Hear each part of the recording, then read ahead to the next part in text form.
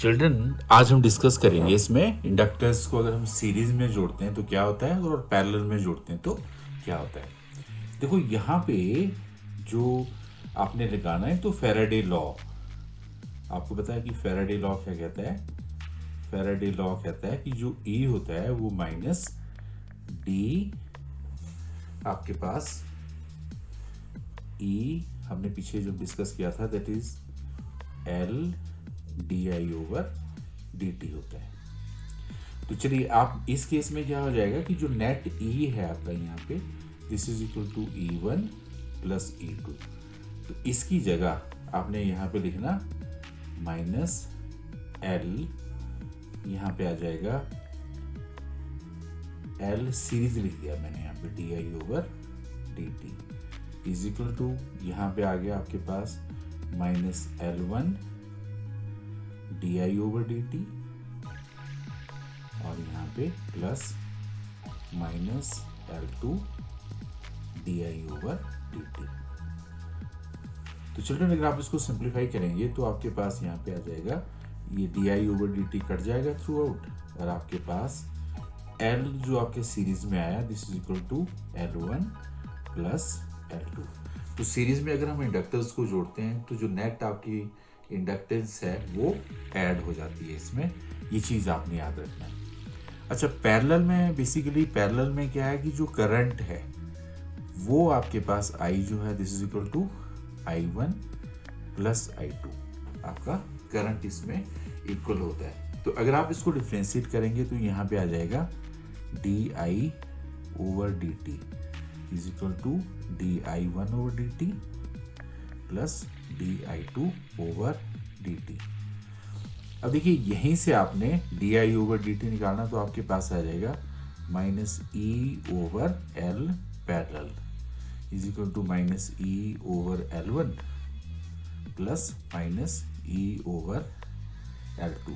तो इसको अगर आप सिंप्लीफाई करेंगे तो 1/LP is equal to 1/L1 plus 1/L2। तो अगर आप इंडक्टर्स को पैरेलल में जोड़ते हैं तो नेट जो उसकी इंडक्टेंस है वो डिक्रीज कर जाती है, और अगर आप इंडक्टर्स को सीरीज में जोड़ते हैं रजिस्टर की तरह तो नेट इंडक्टेंस आपकी ऐड हो जाती है। सो दीज टू टॉपिक्स आपने कुछ इसके ऊपर न्यूमेरिकल दोनों के ऊपर जो सोल्व करना है उससे आपका जो कंसेप्ट है वो और ज़्यादा क्लियर हो जाएगा। ओके, आज हम डिस्कस करेंगे energy stored in an inductor. पिछले आर्टिकल में हमने डिस्कस किया था induced EMF produced in a conductor, produced in an inductor. आपने पीछे हमने इसकी डेरिवेशन करी थी बेटा, वो था आपके पास E is equal to L di/dt। यहाँ पे माइनस का साइन भी था, हमने फैराडे लॉ से इसको ड्राइव किया था, पर आपने यहाँ पे इसका सिर्फ मैग्नीट्यूड लेना तो हमने माइनस साइन इसमें नहीं लगाया।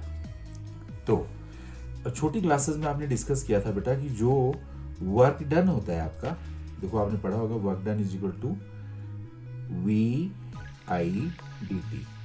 रिकॉल करो, 10th स्टैंडर्ड में भी आपने पढ़ा था। तो आपके पास मैंने यहाँ लिखा V की जगह E लिखा और I/dt लिखा। यहाँ से आपने E की वैल्यू इसमें पुट कर देनी, तो आपके पास आ गया L di/dt into I into dt।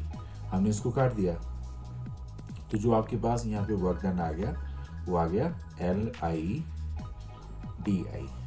तो नेट वर्क डन अगर आपने निकालना, नेट वर्क डन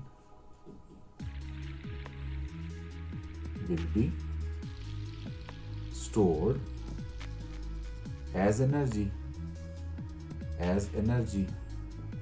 तो आपके पास यहाँ पे जब आप इसका नेट वर्क डन निकालेंगे तो वही इसकी एनर्जी हो जाएगी। तो हमने एनर्जी को U से रिप्रेजेंट कर दिया और ये नेट वर्क डन आ गया, तो हमने इसको कर दिया LI di।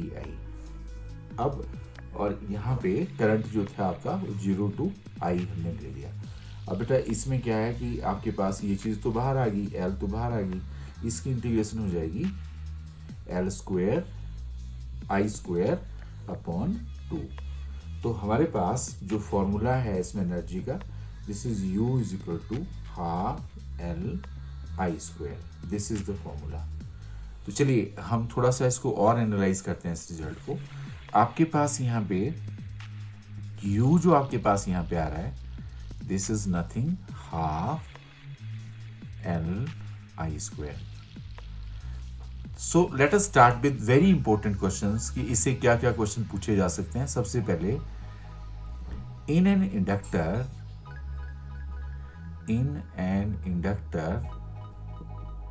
energy is stored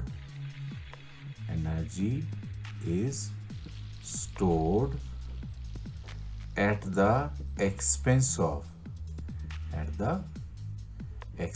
of energy of source of EMF।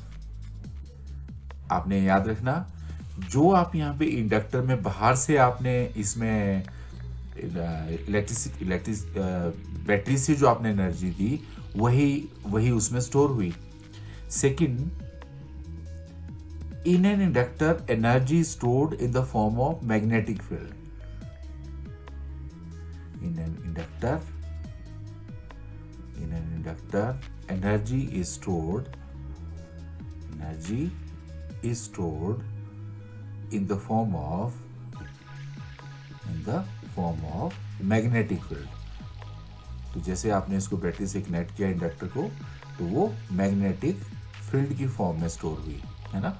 जैसे आपके पास ये इंडक्टर है और आपने इसमें से जैसे ही करंट पास किया तो इसमें एक तरह से वो मैग्नेटिक लाइंस की फॉर्म में आपका जनरेट हो जाएगा। जो थर्ड इंपॉर्टेंट क्वेश्चन इसमें आता है, that average energy stored in a complete cycle of AC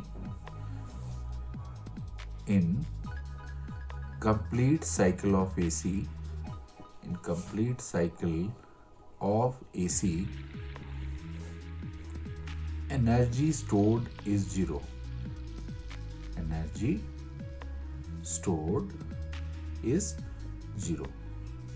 क्या मतलब हुआ इसका कि देखो ये एसी की पूरी साइकिल है, ये ऐसे देखो, फर्स्ट साइकिल में एनर्जी स्टोर हुई इंडक्टर में,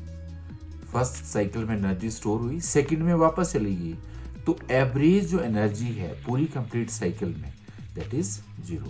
so that is again an important question. ये 2 पॉइंट काफी इंपॉर्टेंट है बेटा कि जब भी किसी इंडक्टर की आप बात करते हैं, तो पहले तो उसमें जो एनर्जी है वो मैग्नेटिक फील्ड की फॉर्म में स्टोर होती है, और दूसरा कंप्लीट साइकिल में जो इंडक्टर है उसमें एनर्जी 0 होती है। These are very important questions which could be asked in your exams, पर आगे भी हम इनका इस्तेमाल करेंगे बहुत सारी जगह। तो this is the article energy stored in an inductor.